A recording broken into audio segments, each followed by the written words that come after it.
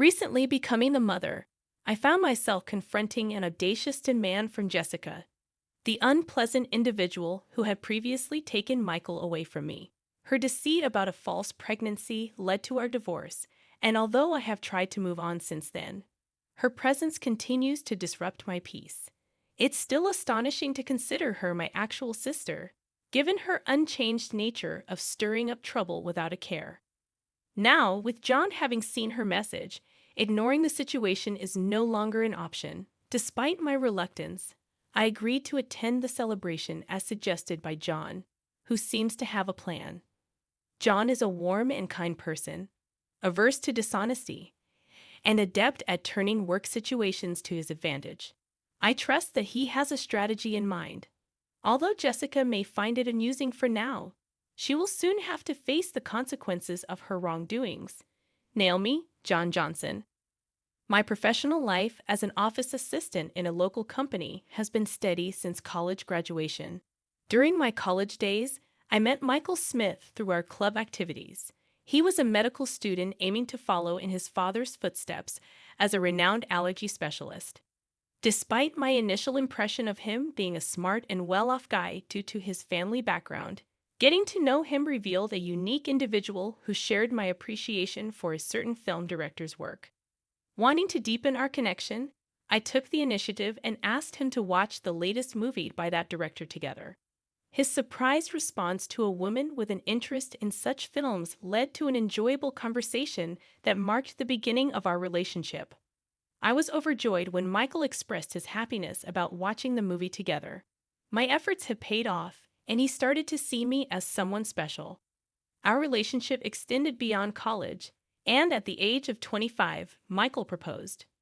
While still in the process of becoming a doctor, I aspired to take over my father's clinic in the future. Michael wanted me, Naomi, to witness it all and asked if I would marry him. Delighted, I accepted, and we looked forward to a happy life together. My world was on cloud nine, especially when I became pregnant shortly after our wedding. Michael's excitement for parenthood was evident, and we eagerly anticipated the arrival of our child. Regardless of the baby's gender, as long as the child was healthy, that was all that mattered to us. However, my joy was short-lived as I battled severe morning sickness. Constant nausea and feeling unwell forced me to resign from my job post-college. At home, I struggled with relentless morning sickness, needing to eat constantly to alleviate the nausea. The aftermath of my daily battles with snacks and pastries filled the space. One day, Michael returned home and found the chaos. "Naomi, what's happened to this place? It's a mess with all these snacks and bread bags," he remarked. Apologetically, I explained, "Sorry, I've been too sick to clean up. It's hard without eating." Concerned, Michael commented, "You're not working, and you've put on so much weight. It's hard without eating. You're like a pig who's given up." His mocking laughter echoed through the room, leaving me hurt and disheartened. Struggling to move during my intense morning sickness, I couldn't fathom how Michael could be so cruel. I questioned the accuracy of my judgment. Perhaps, I thought, once the baby arrived, he would return to his kind self. Clinging to that faint hope, I awaited a change that would soon prove elusive. One day, my sister Jessica paid a visit, finding me in a state of disarray and discomfort. Apologizing for the mess, I hoped she might provide a bit of distraction. "Sorry for the mess," I said, to which Jessica casually responded, "That's fine. I'm used to this place, like a second home." There she was, my sister Jessica, standing before me, a worn-out version, battling morning sickness and feeling awful. Despite her occasional visits, I was too unwell at that moment to properly entertain her. In an attempt to divert my mind, I initiated a conversation, sharing my excitement about the baby, which I believed to be a girl. "I keep thinking about dressing up and going shopping together someday," I told her. However, Jessica's response was unexpected. "Wow, I didn't know you were thinking about things like that. Does Michael know it's going to be a girl?" When I confirmed that I had shared the news with Michael, expressing my dreams of wearing matching outfits with our daughter, Jessica turned around with a meaningful smile. That's right, she said. Michael is still a rookie doctor, but he'll eventually take over the family clinic. Poor Michael, having you as a clinic director's wife. I tried to dismiss her comment, but Jessica's sharp tongue, with its occasional sarcasm, hit hard. Despite being accustomed to it over the years, it could still be quite challenging, especially when I was feeling unwell. But Jessica quickly shifted back to her usual smile and waved her hand. Sorry, I just slipped into my usual mode. So, Naomi, anything bothering you lately? I hesitated before responding, bothering me. Well, Michael's been coming home late lately. He's a doctor. So it's unavoidable. But he seems to be at the hospital all the time, even on weekends. We hardly have time to talk these days. I see, Jessica remarked. Well, it's no surprise, considering someone like you claims to be a doctor's wife. Her icy smile sent a chill down my spine. Before I could react, Jessica continued. What I came to talk to you about today. As she spoke, Jessica glanced toward the living room door, and just then, entering from the living room was Michael. Michael, did you get off work early from the hospital today? I need to talk to you. Let's get a divorce. Stunned, I couldn't comprehend what Michael was saying. This couldn't be a joke, especially considering our long history together since college and the fact that I was carrying his child. Jessica's words stung as she encouraged. See, your beloved husband is saying this. You should listen to his request and let go quickly. Michael looked at me awkwardly and explained. I can't see you as a woman anymore after you kept eating and gaining weight. But this is morning sickness. I feel sick if I don't eat. Jessica triumphantly looked at me, emphasizing, that's the way it is, and the baby in your belly being a girl won't be the heir to the Smith Clinic. But in my belly, I carry Michael's child, a suitable heir. I'm 3 months pregnant, and it's a boy, according to the tests. Shocked, I felt a sinking feeling as I watched Jessica lovingly stroke her belly. You can't be serious, Michael. What are you doing while I'm going through all this pain? That's why all your excuses, quitting your job and just eating all the time, are unacceptable. I'm tired of watching you lying around constantly eating snacks. I take care of myself, so I don't have morning sickness. Even when pregnant, I won't lose my self-control and eat like a pig, unlike you, Jessica declared with a smug face, while Michael looked down at the floor, guilt-ridden. Feeling at a loss for words, I observed the situation unfold. Jessica continued, expressing her desire for a son as an heir, stating a preference for a beautiful wife like her over a woman who keeps gaining weight without restraint. I couldn't help but respond. Wanting an heir and a beautiful wife is your own selfish desire, isn't it? In response, Michael apologized and mentioned paying alimony to part ways without any fuss. Realizing that things could never go back to how they were, Michael and I divorced. I gave birth to our daughter as a single mother, and the promise of alimony turned out to be just empty words. Post-delivery, I had to work to survive since I had no one to rely on. Unsure of what to do, I took a job at a nearby department store that was hiring. Life took an unpredictable turn, and my hard work and character caught the attention of someone, John Johnson, a well-regarded manager in the external sales department. Through light conversations every time we met, we were drawn to each other and eventually began dating. This led to our remarriage. Naomi, I might be a guy 20 years older than you, but I sincerely want to make you and your daughter happy. Will you marry me? John proposed. Overwhelmed, I asked, Are you sure about me? His response was a sincere, I'd be delighted. Life after remarriage turned out to be truly blissful. With a gentle husband, my daughter and I lived a peaceful life. However, I failed to notice the ominous footsteps creeping closer to our tranquil days. One day, Jen had work, but I was off, and just as I thought of having a leisurely tea, an email arrived. It was from Jessica, and the content was shocking. A baby is born. I'm expecting a $5,000 baby shower gift. A sigh escaped me in front of that curt email. 5 years ago, Jessica had an affair with Michael and snatched him away. Now this, and $5,000 for a baby shower gift seemed too much. I couldn't forget that day, nor could I, even if I tried. The expressions on Jessica and Michael's faces back then, the way they sought happiness together, ignoring my suffering from morning sickness, was unforgivable. I was at a loss on how to respond to Jessica's email. Then, John returned from work, noticing something was off, and asked with concern, "What's wrong, Naomi? You look pale." "Oh, John, it's a message from my sister. She had a baby, the sister who married your ex-husband, Michael. Yeah, I don't want to see her face or hear from her. Plus, she's asking for a $5,000 baby shower gift."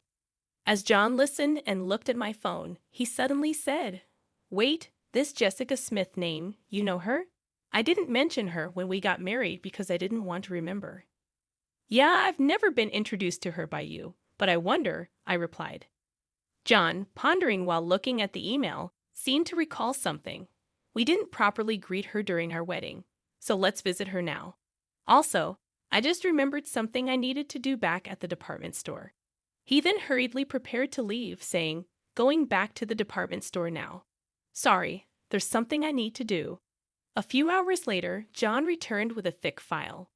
"Is it okay if we visit your sister, Jessica, 2 weeks from now on Sunday?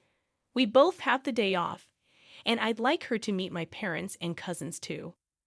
"Your parents and cousins too?" "Jessica loves being the center of attention, so she'll probably be fine," I responded. "But why? I heard your ex-husband, Michael, is famous for allergy treatment. My family has a history of allergies, and I thought we might get some good advice." I remembered hearing from friends that Michael had taken over his father's allergy clinic, and Michael himself had become an allergist. A friend told me, "Okay, I'll contact Jessica." Jessica quickly agreed when I contacted her, saying, "I want to see the baby, and will bring a gift. Can I bring some relatives too? They really want to meet you. Of course, the more guests, the more gifts. Looking forward to seeing you in 2 weeks on Sunday," Jessica responded. 2 weeks later, on Sunday, I visited Jessica's house with John, his parents, and relatives, including his cousins. In a quiet residential area, her stylish house stood next to the clinic, its white walls gleaming. John's parents and relatives were surprised by its luxurious design, excited to meet the renowned allergist. "Welcome. I've been waiting for you," Jessica greeted us with a smile. "Long time no see, Jessica. You look happy," John remarked. Of course. I was worried about my first child's birth, but it all worked out in the end, Jessica replied. I felt something off in her words. "First childbirth? Didn't you say you were pregnant with a boy before?" "Oh, did I not tell you? I miscarried that time. So, this is my first," Jessica explained.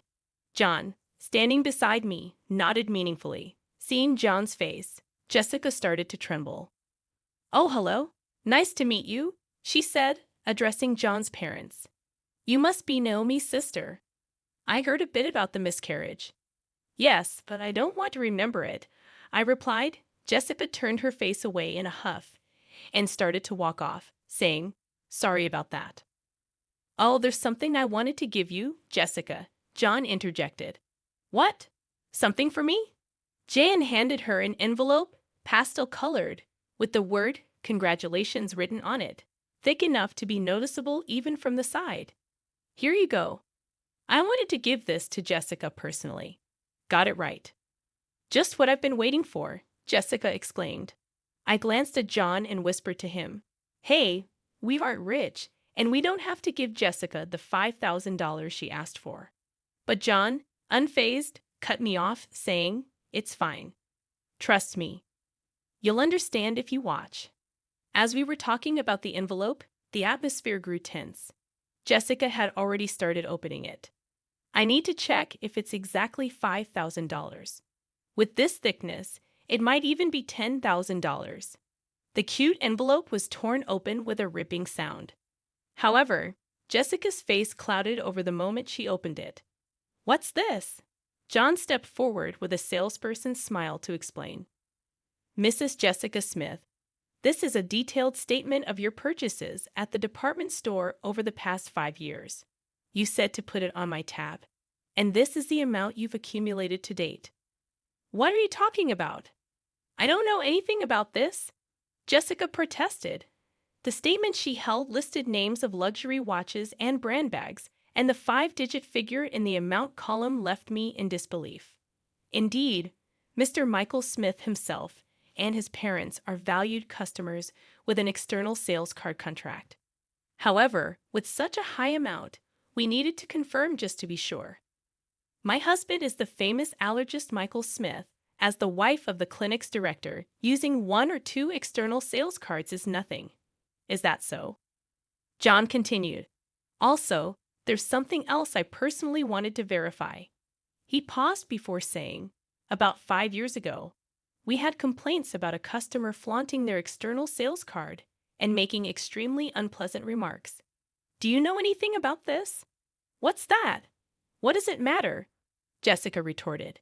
John explained. Since we had several complaints, I checked with the staff who were nearby at the time. The content of the conversation was so terrible that the staff remembered it clearly. I glanced sideways at Jessica, seeing her expression harden. John continued. The staff said the conversation was about stealing someone's husband, who happens to be her brother-in-law. Could it be? Yes, that's right. And she bragged about using a fake pregnancy to break them up, laughing loudly. She talked about how she lied about miscarrying like it was some kind of heroic tale. That's when I realized that time, Jessica's claim of being pregnant with a boy, the hair, was all a lie to snatch Michael. Of course, there was no pregnancy, so no morning sickness or changes in her body shape. What are you saying? That story was about me, Jessica exclaimed.